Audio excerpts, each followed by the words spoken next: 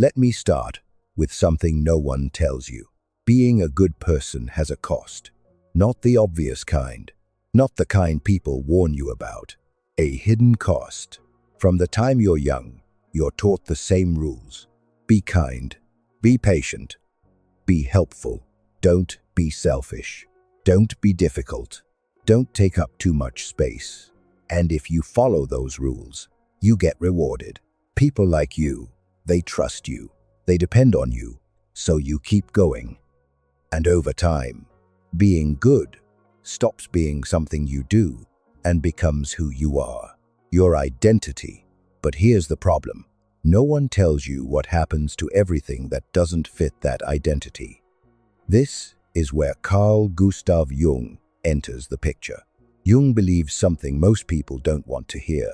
The good person is not the one without darkness. In fact, the good person is often the one with the most unexamined darkness. Jung said the human mind is not just what you're aware of. It's much bigger than that. Beneath your thoughts, your values, your personality, there is another layer. Hidden, unconscious, powerful. He called it the shadow. The shadow is simple to understand, but hard to accept. It's everything about you that you've rejected. Every trait you were told was bad. Every impulse you suppressed. Every emotion you decided didn't belong to you.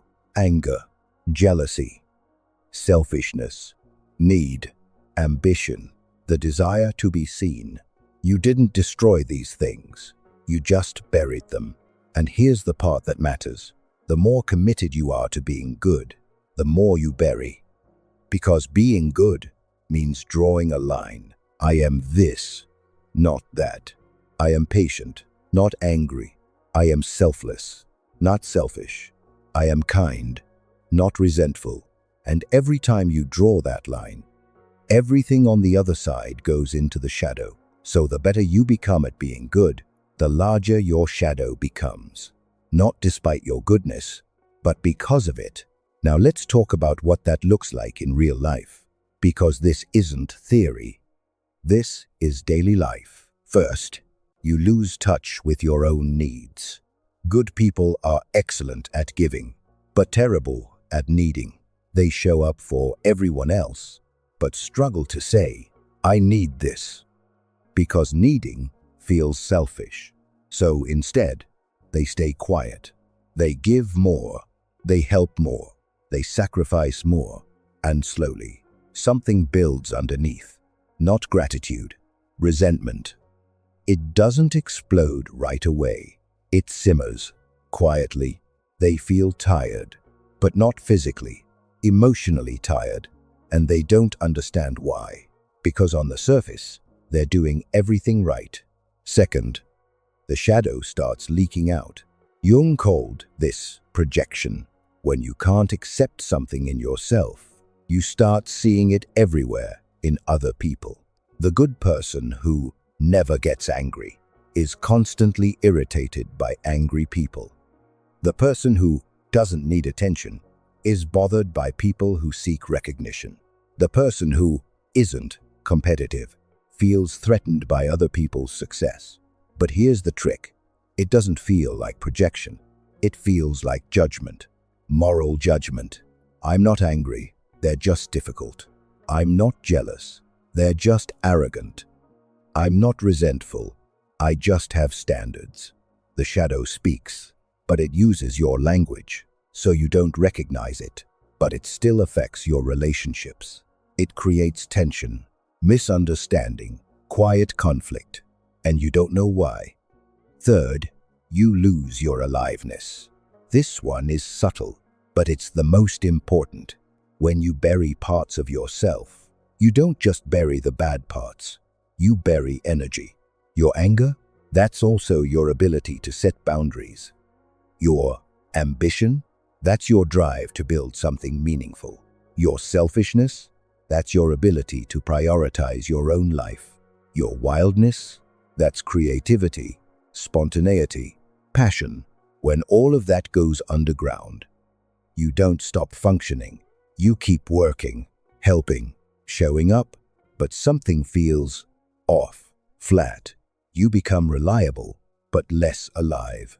You help others chase their dreams, while quietly losing touch with your own. And eventually, you feel it, a kind of emptiness, a sense that you've done everything right, but something is missing. Jung had a name for this: the unlived life.